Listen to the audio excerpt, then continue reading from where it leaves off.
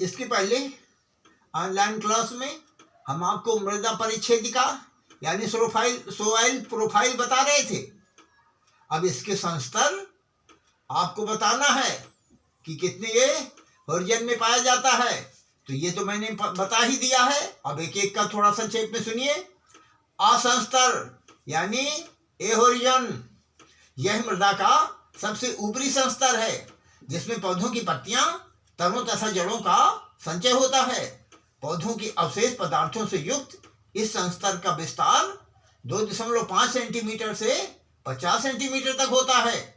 इसे निशालन संस्तर यानी इल्यूवियल हॉरिजन भी कहते हैं। इल्यूवियल एक बात समझ लीजिए, इसका अर्थ भी तो जान लीजिए।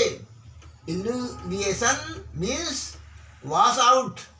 इस संस्तर से अधिकतम निशालन होता है। इसमें ह्यूमस, आयरन, एल्युमिनियम के यौगिक पाए जाते हैं। जल में घुलकर नीचे की परतों में वह चले जाते हैं। इस संस्तर को पुनः A00, A0, A1, A2, A3 इन उप संस्तरों में विभाजित किया गया है। इसको अंग्रेजी में भी ऐसे लिख सकते हैं A00, A0, A1, A2, A3 एक ही बात है। तो पहले आप A00 समझिए। इस संस्तर में अविच्छेदित कार्बनिक पदार्थ यानी बिना सड़ी पत्तियां और कूड़ा करकट बिछावन के रूप में रहता है। यह जंगलों की मृदाओं में प्रायः देखा जाता है। A0 देखिए, यह संस्तर A00 के नीचे होती है। यह प्रायः काले या बादामी रंग की होती है। इसमें आंशिक रूप से विच्छेदित जैव पदार्थ होता है। इसका मतलब क्या हो गया? इसका मतलब हो गया पार्शियली डिकम्पोज्ड ऑर्गेनिक मैटर। जंगल की मृदाओं में दो परत दिखाई देती हैं। कौन कौन सी दो परतें हैं? जैसे नंबर 1 है एफ जोन और नंबर 2 है एच जोन। तो एफ जोन को आप क्या कहेंगे? कहेंगे आप जोन ऑफ फर्मेंटेशन। इसमें जैव पदार्थ का सड़ना प्रारंभिक रूप में पाया जाता है। और दूसरा है एच जोन। एच जोन को आप क्या कहेंगे? जोन ऑफ ह्यूमिफाइड ऑर्गेनिक मैटर, यानी इसमें जैव पदार्थ सड़कर दूसरे, ध्यान से समझ लीजिए, एक बार में आ जाएगा। इसमें जैव पदार्थ सड़कर ह्यूमस के रूप में परिवर्तित होता है। ह्यूमस काला रंग है, जितने मिट्टी में मिला दिया जाता है मिट्टी भी काली हो जाती है। अच्छा हाँ, अब A1 समझिए। इस उपसंस्तर में खनिज कणों की अधिकता होती है तथा इसका रंग कार्बनिक पदार्थ के कारण काला होता है।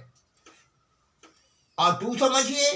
यह संस्तर अधिक विकसित होती है तथा इस संस्तर के कुछ मूल अवयव निशालन यानी लीचिंग के कारण नष्ट हो जाते हैं तथा संस्तर का रंग हल्का हो जाता है। A3 समझिए। A3 यह आ तथा बा संस्तरों के मध्य का एक परिवर्तन संस्तर है।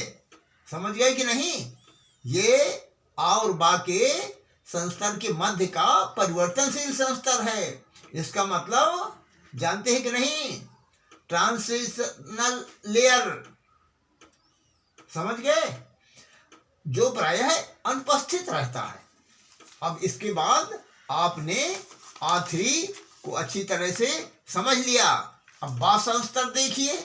बा संस्तर को समझने के लिए आप इस प्रकार देखिए कि यह संस्तर संचयन संस्तर कहलाता है, यानी हॉरिजन ऑफ, क्या कहेंगे आप इसे? एक्समेरेसलेशन, जिसमें असंस्तर उपस्थित पदार्थ होते हैं जैसे ह्यूमस, एल्यूमिनियम तथा आयरन के यौगिक। अर्थात इसको क्या कहेंगे आप? इसका सूत्र बता दूं मैं, Al2O3 Fe2O3 लीचिंग या निछालन द्वारा संचित हो जाते हैं। यह निछालन संस्तर यानी illumination horizon means wash out भी कहलाता है। इसे साधारणतया अधोमृदा या अवमृदा सब सॉइल कहते हैं।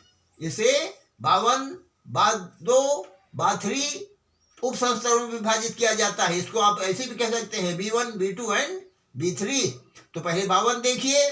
यह परिवर्तनशील संस्तर है, यह प्राय अनुपस्थित रहता है।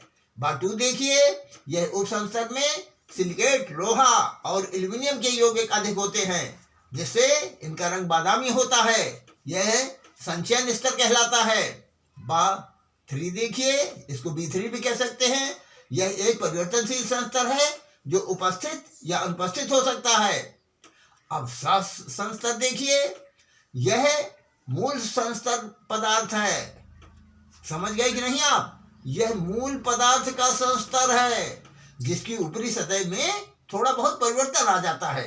इसका रंग भूरा या बादामी होता है। इस संस्तर में पत्थर या चट्टान और इससे बड़े बड़े कण पाए जाते हैं। अब आप देखिए, संस्तर के आधार पर कृषि की दृष्टिकोण से मिट्टी का विभाजन। समझ गए कि नहीं समझे आप? क्लासिफिकेशन ऑफ सॉइल है ये, संस्तरों के आधार पर अकॉर्डिंग टू होरिजन। देखिए, तो पहला तो है मृदा पृष्ठ, सरफेस सॉइल, और दूसरा है अधो मृदा या अवमृदा सॉइल। तो पहले आप पृष्ठ मृदा देखिए, सरफेस सॉइल देखिए। इस भूमि की ऊपरी परत या गहराई का वह संस्तर जिसमें पौधों की जड़ों की वृद्धि और विकास होता है, एक मृदा कहलाती है। फसलोत्पादन में सभी कृषि क्रियाएं जैसे जुताई, बुआई, निराई, गुड़ाई, खाद तथा उर्वरकों का प्रयोग भूमि की इसी परत में की जाती है। आम एक बात और समझ लीजिए कि इस मृदा की गहराई 15 से 22 सेंटीमीटर होती है। वैसे इसका विस्तार 2.5 सेंटीमीटर से 50 सेंटीमीटर तक होता है। इसमें जीवांश, पोषक तत्व, सूक्ष्म जीव आदि अधिकता में पाए जाते हैं। मृदा की इस परत में जैविक तथा रासायनिक क्रियाएं अपेक्षाकृत अधिक होती हैं।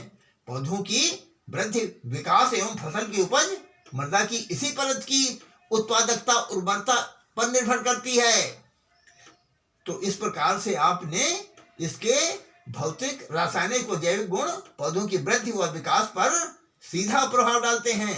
पौधों के लिए आवश्यक पोषक तत्व, नमी, वायु आदि इसी परत में उपलब्ध होते हैं।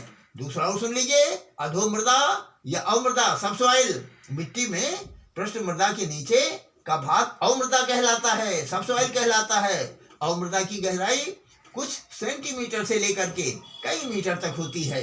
इसमें बा एवं सा संस्तर यानी बी एंड सी होरिजन और असंस्तर यानी ए होरिजन का निम्न भाग सम्मिलित होता है। यह मृदा की अपेक्षा रंग में हल्की, ठोस एवं कम उपजाऊ होती है। अवमृदा कृषि की दृष्टि से प्रत्यक्ष रूप से महत्वपूर्ण नहीं होती, लेकिन अप्रत्यक्ष रूप में मृदा पर प्रभाव डालती है।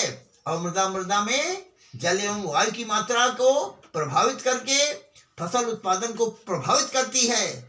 इस सघन अवमृदा में जल निकास उचित न होने के कारण जलाक्रांति यानी वाटर लॉगिंग हो जाती है, जिसके कारण हवा की कमी से पादप वृद्धि बुरी तरह प्रभावित होता है। भूमिगत जल स्तर यानी वाटर टेबल अवमृदा के संघनन पर निर्मित होता है। अब प्रश्न लिखिए, जिसका कि उत्तर आपको लिखना है और लिख करके मेरे पास भेजना है। तो प्रश्न नंबर 1 लिखिए, मृदा परिच्छेदिका यानी सॉइल प्रोफाइल लिखिए। प्रश्न नंबर 2 लिखिए, संस्तरों के आधार पर कृषि की दृष्टिकोण से मिट्टी का विभाजन लिखिए। एक बात और ध्यान से सुन लीजिए कि आप जो है ये सभी वीडियो देखने के लिए और आगे जो वीडियो बने हुए हैं उसको भी देखने के लिए, सभी प्रकार के वीडियो को प्राप्त करने के लिए आपको सब्सक्राइब करना आवश्यक है। आप चैनल को सब्सक्राइब करिए, जिससे कि जो आगे वीडियो बने हुए हैं वो भी आपको पहले से मिल जाएं। अन्यथा मैं तो समय आने पर डालूंगा ही, कभी सेकेंड ईयर का, कभी फर्स्ट ईयर का जब क्लास होता है तब आपके उसमें वीडियो में पड़ जाएगा और आप देखेंगे। धन्यवाद।